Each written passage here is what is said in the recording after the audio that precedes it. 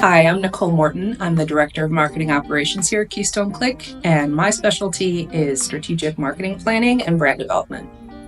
All right. So we live in a world where there's so much content. Content is everywhere. We are overwhelmed. Does good content or good copywriting even break through anymore? I would argue that good copy and good content is the only thing that's ever going to break through anymore. Really good quality content is strategic, it's relevant, and it's human. There's so much noise out there. AI is making it exponentially worse. So the things that are really going to break through the noise are things that are relevant, strategic, and have a degree of emotion in there. Anything that is based in storytelling creates connection. Can you just speak a little bit to how AI is going to play into and against good copywriting and good content? Right. So AI is a tool, and tools can only do what they're designed to do and what they're told to do. So AI is never going to create anything out of thin air. It's going to take everything that it was trained on and generate something that it thinks you want to hear.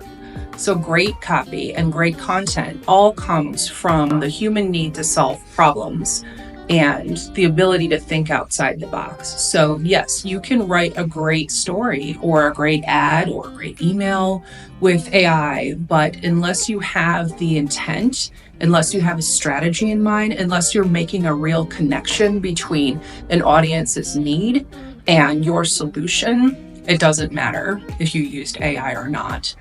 All of the best advertising understands that you're solving problems for people. What's the open loop? The open loop is a psychological phenomenon where people remember unfinished or incomplete tasks more than completed ones. It's that mental tension where you have something that kind of cognitive itch where you need something to be finished. And it's something that you can use in media, in visual and written media, to try and capture and keep your audience's attention. Good segue. So what kinds of content work well with the open loop structure?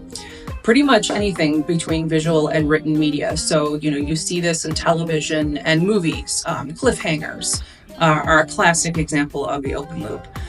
Serialized writing, like trilogies and novels that you have a cliffhanger and you have to get the next installment. And then when it comes to what we do, email marketing, especially drip campaigns, are a classic example of the open loop. So you have something that you're teasing at the beginning, and either you're going to fulfill it all the way at the end of the interaction in a particular email or a newsletter or a landing page, or it kind of continues across that whole series of communications. But it's little tiny cliffhangers that keep people engaged and informed. What is a good example of a marketing open loop?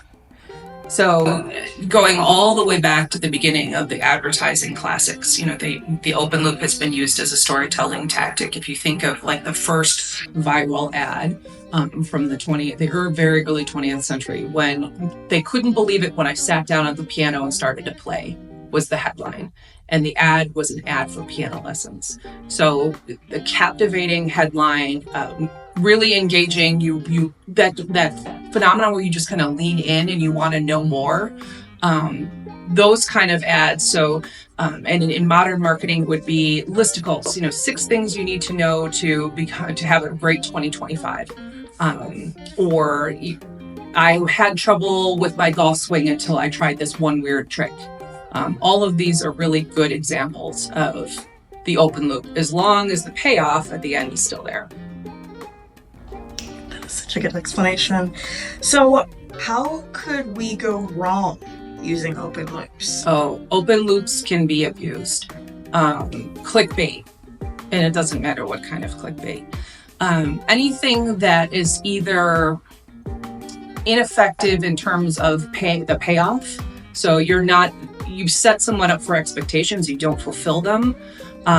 You're insulting their intelligence by not engaging with them in an emotionally authentic way, and you're creating frustration. And also, if you are not considering the emotional connection of their pain or need and you're exploiting that, that's a no-no. What is your favorite open loop of pop culture? My favorite open loop in pop culture, as a card-carrying nerd, I was thinking about the end of the Marvel movie cinematic universe, the end of Infinity War, where after the snap where everyone was turning to dust and you had to wait a whole nother year for Endgame so you could find out how that cliffhanger was resolved. So I remember watching that and going home and it was horrible. I loved it.